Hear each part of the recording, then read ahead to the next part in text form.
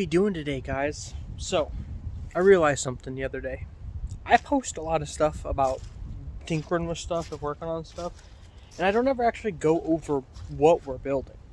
So, unless you follow like us on social media or you're just in my head, you don't really know what we're building, right? You don't know why we're building it. You just know that I'm doing weird things. So, let's go talk about at least one of our projects, right? So I guess the easiest thing for us to talk about is this little orange car right here. And I say the easiest because I've owned this car for, oh God, 8 years, 7 years now. Coming up 7 years. I've owned this car for 7 years. So, this is a 1990 Mazda Miata. No, I do not know what production number it is, but I would like to know. So if anyone knows that resource that people use to find out their production number of their, first and second year Miatas, let me know. So when we bought this car, I was a diehard muscle car guy. And I mean diehard. Like, I owned many Camaros, 1980s, third gens. I owned, custom choppers. I was muscle cars and trucks. That's all I cared about. And then we were preparing for a drift event, and my third gen Camaro decided it was going to stop everything it was doing with its life and die. Now, it wasn't like dead. It was like we were trying to change we were trying to fix some oil leaks before we got to the event. And when we took the control system off of the engine, it powderized because it's plastic and 20-something years old at the time.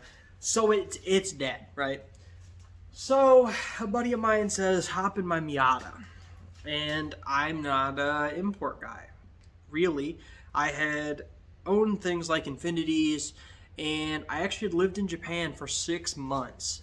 And as much as I appreciated, like tuners and the import culture, I never owned one. So I jumped in my buddy's turboed Miata and fell in love. It's the fact that you can drive up to a turn and just turn and it'll go, right? It's not like a muscle car where you turn and the whole body rolls and you wait for it to come back around and then you can go. No. Miatas, they are what is called a momentum-driven car. That means you may not have a lot of power, and it might take a long time to get up to speed, but once you're up to speed, you stay at speed. You go into the turn, and as long as you're smooth, you're going through the turn. That's cool. That is everything against what I had learned about cars and trucks my entire life. So, I drive his turboed Miata, and I fall in love with it, right? This is a car that I can take literally flying up mountain range, get to the top, drop the clutch, kick it around, and go back down the other way. So I bought one. But this isn't a stock Miata. This is a Miata with a roll bar and, big old lip. Well, the trunk's sitting up on top right now, but a big old lip on the back so we can get some downforce behind it. On Megan Racing coilovers that lower the whole car, and side skirts and fender flares and everything else. And then, we beat on it for a while. We drifted it, we ran it through canyons, we had a blast with it in California. Then we came back to Ohio. I was getting out of the military, and I came back to Ohio to go to college. I went to one college that did classic car restoration, and while there, we decided we should pull the car apart and shove a V8 in it. I'm not joking. I was like 4.6 out of a Mustang. I can get a hold of a Mustang Cobra that was crashed, and let's tear the car apart. Perfectly running, driving car. Let's tear the car apart, right? It's been like 6 years, and it's still apart. Don't tear the car apart. Leave your car together until you have all the parts sitting there to go back in the car. Okay? Like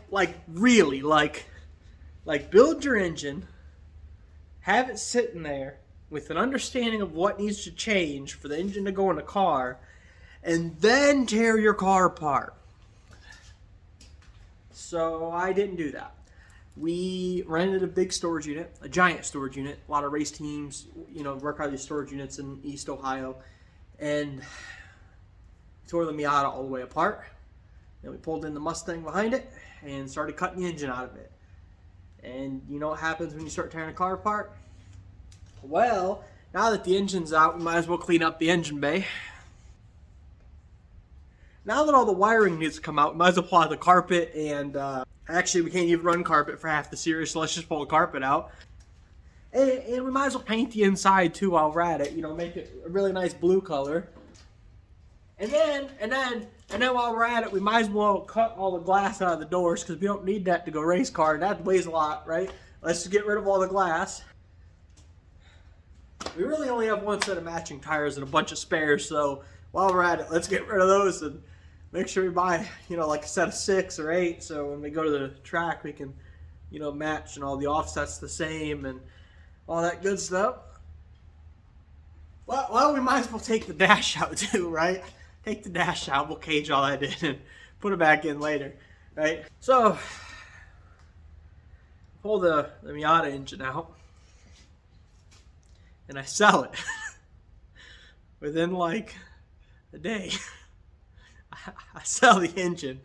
As soon as it comes out of the car, it goes in the bed of a friend's truck, because they said, that engine you maintained and raced on for the last few years, I'd like to have that. It's that way I have another engine to tear apart and rebuild.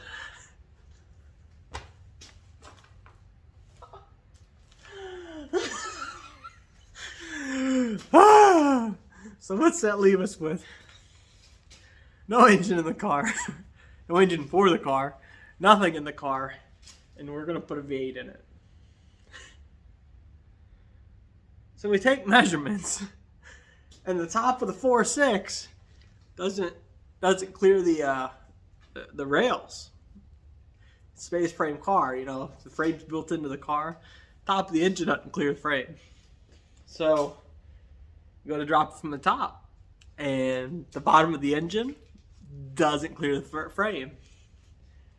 And we try to get the placement we want in there, and we're hitting the firewall. Do you guys see where this story's going? So now we got a car with no engine in it. It's probably the cleanest Miata in Ohio. And I'm not even joking. Not a single speck of rust, not a single hole. It is probably the cleanest Miata in Ohio, because it came from Southern California as a race car. So at the same time, I've graduated from this college, and I decided to pursue another college where they teach high performance and racing technologies for like NASCAR and drag cars and things like that. So we're moving, right? We're picking up and moving to the other side of the state. Luckily, it's the same state, because there's probably 6 or 8 trips with pickup truck and a trailer with projects and all of that good stuff back and forth between Cleveland and Lima, where we're at now. We move into our new house, which is, luckily a friend was renting it to us, but it was this little dink house with no garage, no space, no overhead. There's a little shed in the back. So I did what everyone would do, and I put a little stone back there so I could pull a car on, and put all my tools and fun stuff in the shed. Do you know what doesn't simply roll around on the stone? Especially stone sitting on top of mud that still sinks in the ground and floods? Yeah, that's right. Engine hoist ain't happening. Car jack, absolute struggle. You are not building a car back there. As much as I wanted to say like I could do it, I was not simply building a car back in the mud. And I mean like you walk in it, you're kind of getting stuck kind of mud. I'm not talking about a little bit of mud. I'm talking about in the mud. So everything stopped from the time that I started that program until the time we bought our house. And this was like 3 years, because I did 2 programs at the college. I did automotive technologies, which is like working in a dealership. And then I did high performance and racing technologies, which is like fabrication, engine tuning, all of this fun stuff. And I made a statement that while I could rent a shop or have a buddy, let me use his shop to build the car, I probably shouldn't do that until I, finished my degree in racing.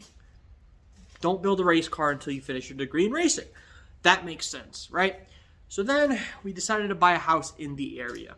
Now, I always get asked, why would you buy a house if you're going to buy a house anywhere in the Midwest?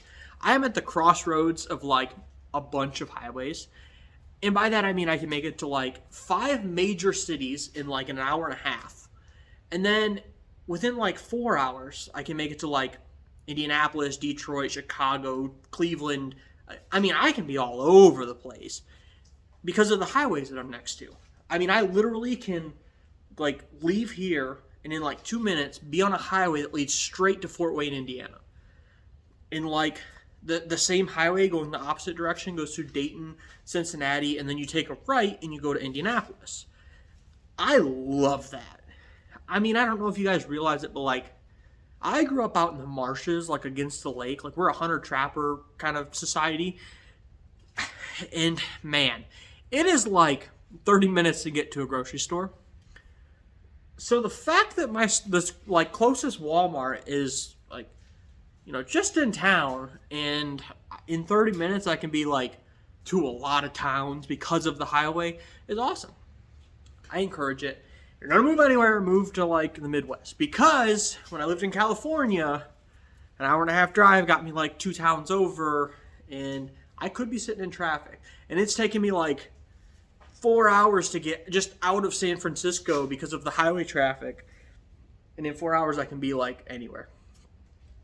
So we got our new house, and it has this lovely mini barn that I'm in, and I thought everything was gonna speed up, right? We're getting projects done, and we bought an old house, and we spent like 2 years re-renovating the whole thing.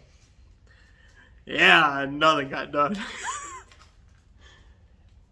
It was like 2 whole years of like floors, walls, cabinets, hot water heater, appliances, everything. We were living in construction for like the first year, and then by the second year it was livable. So we slowed down on the house, but still your free time goes in the house. During that time, I was still going to college, and my wife was still going to college, and we were both working. It was busy. We didn't sleep. I remember my favorite story is the local diner down the road who tells us that their favorite thing was we would come in and pretty much order our food, take a nap while we were waiting for our food. We're exhausted, just absolutely run to the edges, exhausted. So we kind of just like, just lay back, take our nap, and they bring our food out and kind of like, hey, it's time to eat. They didn't care how long we were there. We were pushing the limits. We were really pushing the limits. So, as we're getting the house kind of situated, I decided to tinker around and play with and build a bike. And then I built my wife a bike. And then we decided, let's take racing more seriously. Right? That's really our passion. Let's take racing more seriously. I love stage rally. Let's build a stage rally truck. Well, let's build a stage rally anything. And we looked around and talked around, and we landed on mini trucks because you can buy a Ranger, 1990s Ranger truck bed real cheap. So when you slide that into the edge of a tree, it's cheap. So I like that idea, and I like cheap, so I'm going to buy one. And let's not forget that the 90s Rangers, they came with inline 4s, but they also came with V6s. And man, what don't you like more than a 3.0 V6? I mean, they make 4.0s, but we want the 3.0 screaming V6 running down a dirt road at a tree. Who doesn't love that, right? So I bought a 94 Ranger. Nothing special because, of course, we're tearing it all apart anyways. And I started tearing into it. And nothing got done on this guy back here. He was neglected. He originally sat right in the middle of this barn, and he was the showpiece that it was going to get worked on, and then he got pushed into that corner. And that's literally against the wall. Those are rally truck parts sitting on the hood. And, well, that's a table with the engine for the Miata under there, but, I mean, really it's just all stuff that doesn't go to the Miata. So, during this time, we had the V8 sit, the 4.6 that we could have put in there. And my brain kind of got going one day. Okay? Why am I building this Miata? I want to build this Miata for running Pikes Peak and Mount Washington and other asphalt rally events. Very fast pace on the asphalt. If you lose control, you're screwed, right? We've all seen the videos of that car going off the edge of Pikes Peak. They survived, and they were very lucky, but we've all seen that video. We've all seen the videos of guys in rally races taking a tree to the side of their car. And you got to think about that, right? So what's the most important thing? Well, I can be slow, right? I don't have to be the fast car on the track if I can keep control. Because the whole purpose of a Miata is get going, keep control. A V8 on a Miata doesn't do that. So when we were planning on stashing that V8 in there, we cut the whole front of the car off because the V8 was so long that it didn't give us any room for cooling and things like that in the front of the car. So we cut it off. Like really, like cut it off because we were like, the engine's going to go longer than this. I'll build a front end around it. Where's all your weight going then? I mean, I'll let you think about it. You can't really stuff the engine any lower because it does have a subframe under it and it's a really low car. So the engine's sitting high in front. But what it does is it kind of pulls that front of that car down and you do great burnouts. Yeah, great burnouts. Is that what I wanted though? No, I'm not building a burnout car. So let's scratch that idea. What other engines do we got? Oh, there are, aluminum block V8s and V6s out there. Quite pricey. Still a ton of work to put in there. Still hope it fits. What do we really want in there? What do we all want in a Miata? If I told you build your dream Miata today, what would you put in it? I know what I put in it. And it's not a V8, surprisingly. It's a Dorito. I'm gonna stuff a Dorito in there. Now, I just happened to have a buddy at the time. Said I got a spare engine sitting around. If you help me out and move a car for me, I'll let you have it. Oh boy. Yeah. Doritos, huh? Bright orange car already looks like a Dorito. Let's shove a Dorito in it. So that's what that engine is hiding underneath this table. Where you at? Right here. This engine? That's a rotary out of an 89 RX-7. Now, remember, we want to race it, right? So we probably shouldn't put stock wiring from 1989 into this car. I know I need to do all new wiring. I know I probably need to do a stock tunable ECU.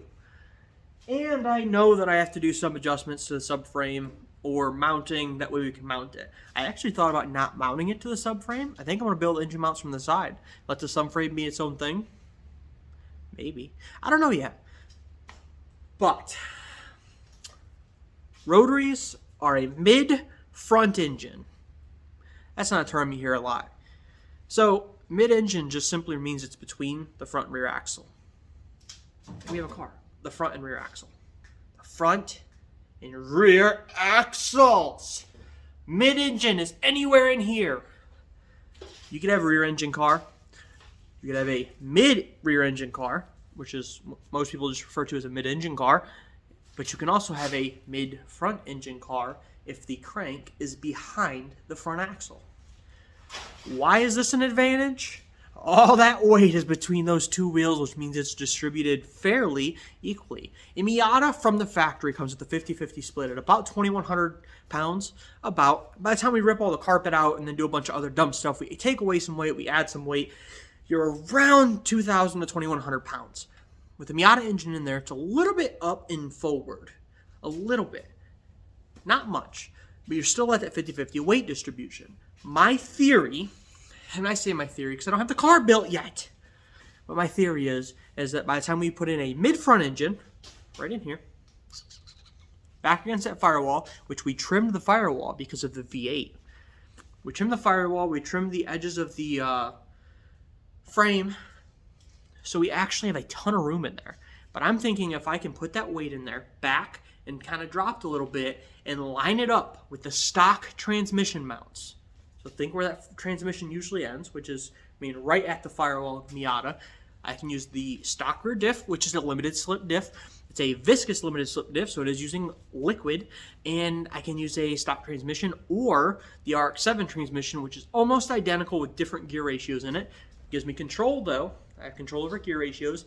That keeps the SLA rear suspension, coilovers, airbags, whatever we want to put in there at that point, and also keeps the front suspension the exact same, which is running off coilovers. You can buy a set of 4 identical coilovers and they go on any corner. I love that idea. But with the advancements in electric controlled coilovers, or coilovers that have a electric box on it that control the valving, it goes to the inside of the car, means you can adjust it on the fly or adjust it very small adjustments from in the car. If you're taking a turn, you're like, wow, that was a lot of body roll. Adjust it. That's the plan. This is our absolutely sick Miata. We'll go around and kind of look at some cool aspects now. But that's the plan with the Miata. We're shoving a rotary in it. It'll probably be that rotary. Down here. This rotary. Oh, we have a second rotary. So the buddy that sold me the rotary, this rotary, contacted me like a year and a half later and said, I think I'm going to get rid of my RX-7. Do you want the engine? So I bought an RX-7. And then a buddy just recently bought the shell of the RX-7 off me to build a drift car. And that means I have a whole nother engine and trans. Yeah, a whole nother one. So I can blow one up and I mean, I can build one, put it in there, and then build the second one. I don't want to blow it up, but let's be realistic. We won't blow it up. The plan is stock build, put an engine in. Nothing special, no porting, no nothing. Get the engine in, get it running. And then the second engine will get ported out, quite large ports. What this does, and then when that ported engine goes in, we're going to pull the other engine out and probably port it and turbo it. The plan is, and the reason we're going to do this is by putting the stock engine in, we are able to adjust the controls. Adjust the steering, adjust the feel of the car, the weight of the car, any wiring issues, any tuning issues. Pinpoint it in to where we need it. And then when the second engine goes in with significant increases in power, we can readjust, but it will be set. We'll have a baseline. Okay, if we start a build out, you see it all the time. Guys will build a ridiculous engine, shove it in a car that's never been driven because it's all new shit, and they have no clue where to start the baseline or the adjustment. They try to zero everything out and say, we'll start here, but you're trying to control something that's already twisting and pulling and yanking on this car because of all the power. So I don't want to do that. I want to build a very stock engine for this and build up from there. Get my steering controls set dead in, and then we up it and we spike it. It's a Miata, guys. I don't need a lot of power. I mean, I was really planning on shoving that 4.6 in there out of the Mustang, but I don't think, honestly, all honesty, I think it's too much for the car. Every single V8 Mustang you see out there, they're doing burnouts. Say that they're just doing burnouts to have fun all you want. I mean, the orange LS Mustang, or the orange LS Miata that was like this one but an NB, they just slid it through a bunch of trees like a couple years ago because they lost control trying to leave an event. I don't want that. The rotary is designed to have very little initial torque, and then like 9,000 RPMs of torque band where you have the pressure to go. I don't need snap off the line with this thing. I need the ability to drive through and have that overlapping torque bands so I can shift and keep the pressure on the entire time. Yes, I am worried about elevation changes because I do want to use this primarily for a hill climb car. I believe we will probably tune it when we go to an event for a specific range. Say we know there's there's more turns in this section, so I need to have the torque in that section. Of course, we'll tune it for that section. Lose a little power at the bottom, lose a little power at the top. But that's why we need adjustability. That's why we can't use like stock wiring, stock ECU, because we need to be able to change it on the fly. for these events because air pressures and elevations and moisture content and all of that is going to change our tune. So, let's just take a quick look at it. That's the story of the Miata. That's the plan for the Miata. The Miata's ridiculous. The Miata's in parts. The Miata has been in part for 7 years now, or 6 years. I've had it for like 7 or 8 years. It's been apart for 5 or 6. Primarily waiting for me to finish college, for me to finish the house, but something else always comes up. Like right now, I was planning on having this in the Autorama last year, the Piston Power Show in Autorama, or 2020, 2 years ago, when COVID hit. The plan was, let's get the engine in the car, let's get it to the show. I can build a car that runs, it just might not be the peak performance that I want. And that was, I mean, we were on track for that. We were pushing hard, and COVID hit. So, ever since COVID hit, I have not been the most in a rush to finish this. I built a race trailer that was awesome. Got a whole sleeper on the front of it, and we ripped everything out and made it nice and comfy to travel. And, you know, we can go on vacations or we can take it to race events. So, that was priority. Let's just be serious. And then we started building the stage rally truck.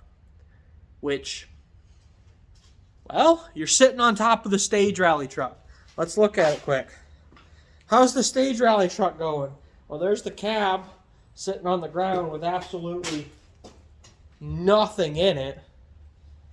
And if we come over here, here's the frame that's mostly cleaned up. The engine's in good condition, and it ran fine before we took it apart. Those are the bed sides we just recently cut off and did a video about. And over there's all the rest of the body panels. Nothing's together in this thing. Because we were originally going to use the bed, and I went through and restored the bed center. And then I was like, what am I doing? You don't use a bed in a stage rally truck. You hang the bed sides. And then I went through and said, let me work on whatever. And then I didn't use it. I put a lot of work into that truck that is not getting used. Because it's all going to get custom built anyways. So we're really at the point of like, build a cage for it. Like put the cab back on, build a cage. Now that we took this off, we were able to go through and obviously clean up the body mounts and the frame.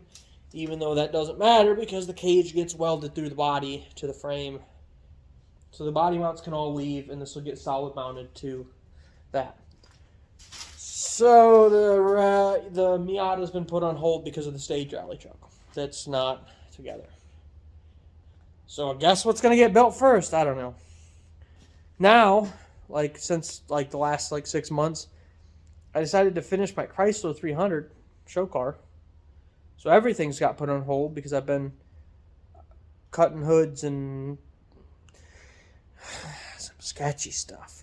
We did $14 side skirts using rain gutters from like Lowe's because I was like, I'm going to put money into this car. It's going to look nice. You know what they don't build?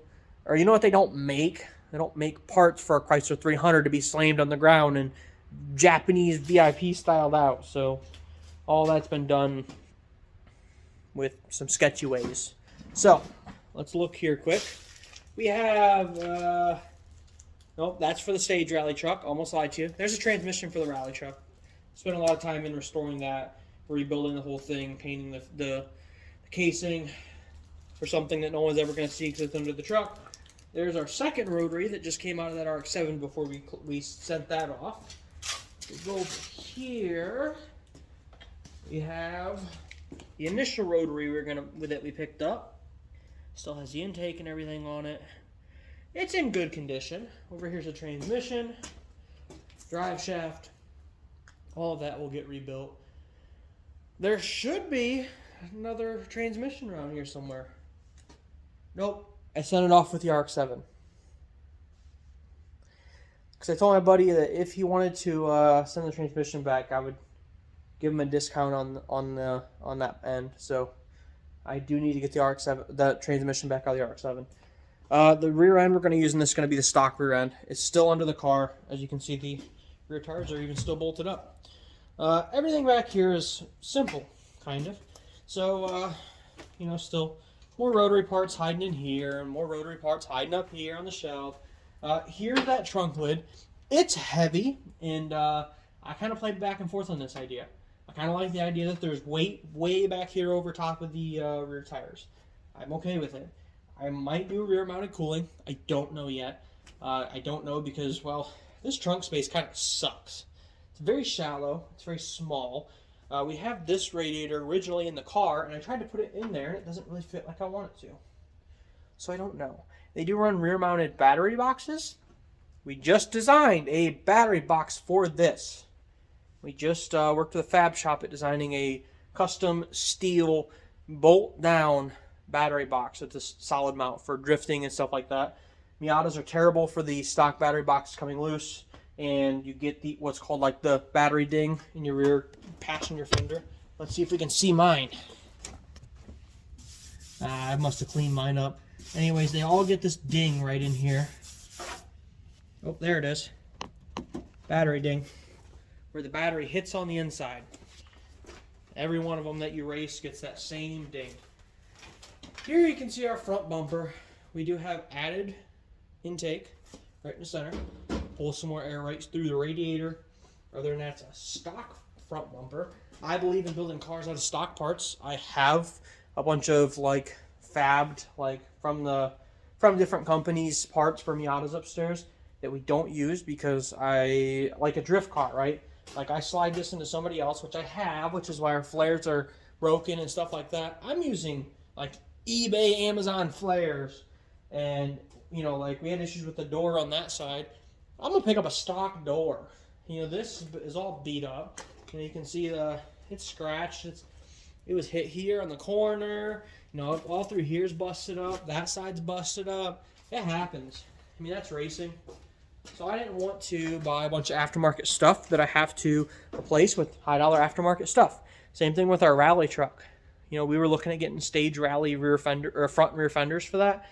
But at the end of the day, you know, so say we slide and hit a tree and wipe out that left rear quarter. Well, I go and I buy another set of $1,000, you know, bedsides, and then I slide and hit another left rear corner.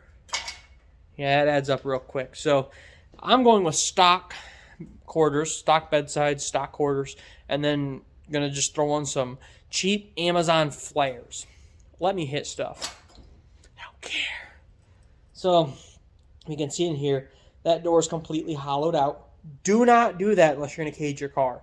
For the love of God, I posted pictures about this, about hollowing out the doors, taking out the glass, things like that. And there were some younger kids that said, oh, I'm gonna do that to my car, it'll take a lot of weight out. Miatas are very safe cars. I've bought Miatas that slid 55 mile an hour into the driver's door, completely pinned the guy inside of it. The door's busted in, but it didn't touch the dude. Like the seat and everything was still good. You just couldn't get the door open. Don't take out all your framing unless you're going to cage it. We did that so that way we can run the cage out into the door and then back over so we have more room for seats and like moving. Otherwise, don't do that. But you can see we've hollowed out the door, you know, put in custom latches. That way we can still latch and open it with the door handles, but empty. You know, everything's out of there. You can see that all the carpeting's out of here. The dash is just laid in there right now. There's nothing behind the dash. It's hollow. It's empty. You know, same thing back here. There is nothing back here. Everything is empty. So we're going to come up to the front. And of course, we have a bunch of parts in the front. So give me 1 second to move some parts.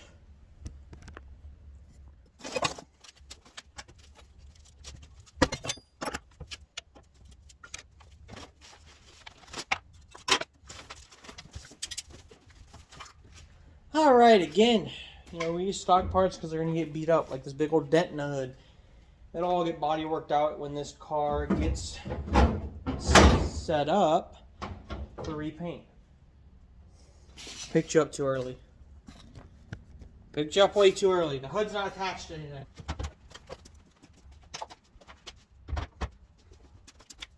Miatas use a stock aluminum hood, very light. There's some people out there talking about doing fiberglass and like carbon fiber hoods. The Miata hood is light. You could literally lift it up by yourself. You could probably lift it up with one hand if you put your hand in the center. Like, don't spend money to replace that. So as you can see, we went in and cut out all this rear bracing through here. and opened all of this up. But the big thing is we cut the whole front of the car off. Just chopped it off. I left a space for the headlights to go back in like kind of a, can you see it? They're gonna be angry eyes. Yeah, I'm a basic 90s dude. I put angry eyes in the car. But we're just gonna put LED strips in there. So we didn't really want to go too fancy with it. I know I don't want to lose the pop-ups either. But you see we cleaned all this up and painted it out and kind of we removed what we could, but it's going to allow us to put that rotary all the way back against the firewall. Just the size of a rotary. Let's get in here. We might have to trim a little bit more on this side, but we cut these back. You can see where all of this came out. This originally came way out here like this. We cut all that out to originally fit the V8, but now it's going to allow our rotary to sit all the way back against there. For the most part, this build's kind of straightforward. Woo! For the most part, the build's kind of straightforward. And the fact that, well, we're not done planning. That's the reality on the Miata build. I know kind of what I want to do, but it's not a priority and we're not done planning it. So, coming up here soon, we're going to have some pretty cool videos about, doing little odd and end things on there. I'm going to hollow out a second set of doors that we have sitting upstairs so that way we have them matching these ones. So if you want to see that, you'll have videos on that. Again, don't do it unless you're going to cage your car. I can't stress safety enough, guys. I've been in some pretty bad car crashes, and I have friends that lost their lives in pretty bad car crashes from back when I used to street race and do illegal stupid shit. Don't remove the safety from your car and don't drive like an idiot. Track days are not that expensive. Just pay for a track day. I'm serious. When you're in the car, you turn back enough to where you think you're being safe. There's so many changes in the asphalt and in like what contaminants could be on the road. A spot of water, a spot of sand, some stone. There's so many changes that you can't push the limits. And you'll never know where your limitations are, or where your car's limitation is, until you get away from that setting. The second you realize that you can throw some money at a small group, like any of your local drift groups, they're going to rent out a track and they're going to give you a dollar amount and say, pay this to come out and have fun with us. And it might be $50, $100, and it sounds expensive at first. At first it does, but then as soon as you can get out there and just absolutely put your foot in the floor and rip the e-brake and slide it into a turn at 50, 60 mile an hour, your whole idea changes. And if you're doing something wrong and somebody's going to be there to be like, hey, how we doing today? How about we try this? How about we try this method first? Listen to those guys, okay? Those of us that have started out in motorsports, especially like the newer motorsports, like drifting, like wasn't a huge thing until like the thousands. Those of us who started driving around that time or playing or trying to understand the motorsports at that time, before the internet, before all of that, we went through a lot of trial and error, which means we crashed a lot of stuff. We spent a lot of money and broke it and did things really wrong for a long time. I remember it wasn't until I was like in the military in like 2011 when I was really trying to study and understand drifting, the physics of drifting. And at the time, you don't have as much information out there. Pros weren't as willing to give out all of their secrets because they really did have an edge. They really did have like an education edge. Like that was very serious. Like you kept your secret secret because it wasn't just general knowledge. We didn't have computers that would just tell you everything. So we kind of went through a phase of bad shit. We went through doing a lot of stuff wrong and then having to really focus on changing our habits. Example. I'll give an example of a habit that I had. I was terrible for keeping my hands on the wheel. Terrible for it. Okay, I was one of those guys who I would shift and keep my hand down there. This hand would be up on top sometimes. It would be down in here sometimes.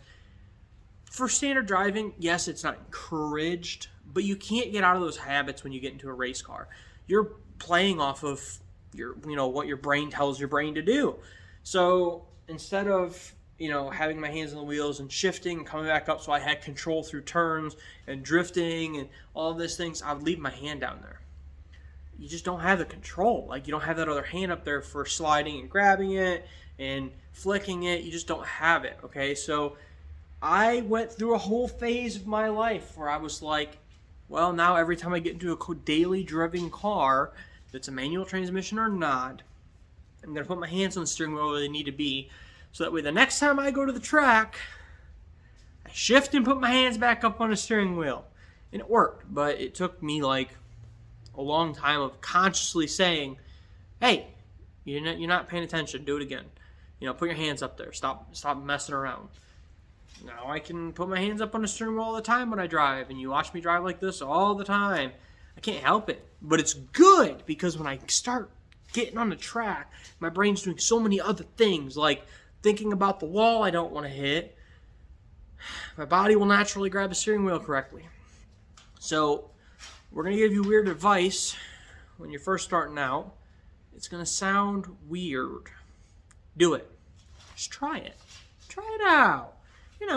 Common mistake in like rallycross is they come in and they turn the wheel real hard and it's not turning yet, so they turn it more until the front wheels start to dig in and then turn the car. They roll the tire off the wheel.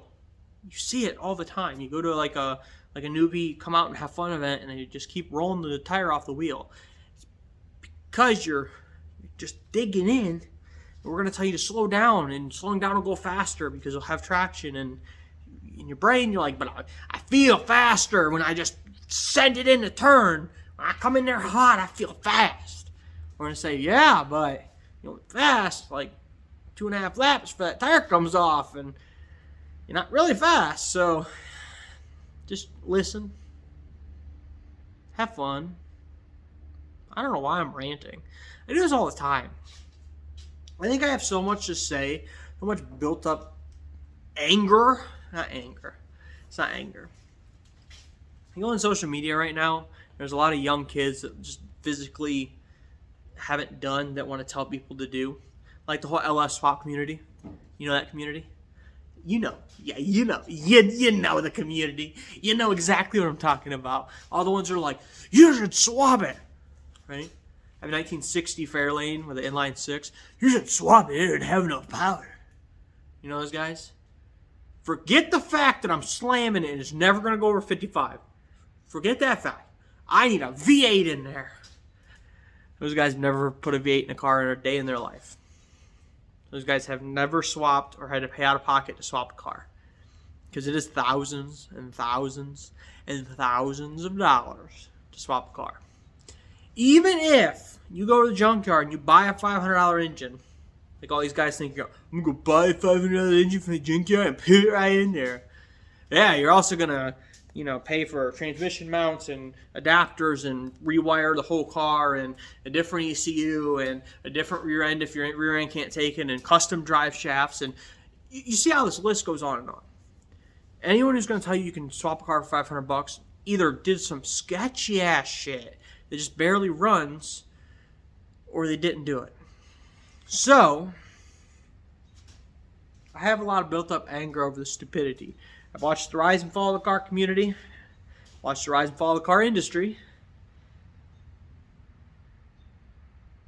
and now I want to see the rise of go have fun again. Because, like, not that long ago, if you built something stupid, people were just like, well, cool, you built something stupid. I mean, no one's done it, so you did it. It's like, cool. And now it's like taboo. So why? Go build something stupid. Just remember, if you're sitting in front of your computer, you're probably not getting a lot done, which is why I don't post a lot of videos, because I'm always trying to get stuff done and not sitting in front of my computer. Get out of there. Stop watching TV. Stop looking at your phone. The phone's the devil, okay? That phone, that's a devil phone. Don't look at that. It stops you from getting your stuff done. Go in the garage and just tinker for 10 minutes. Don't even think about it. Just go have fun. Have a good day.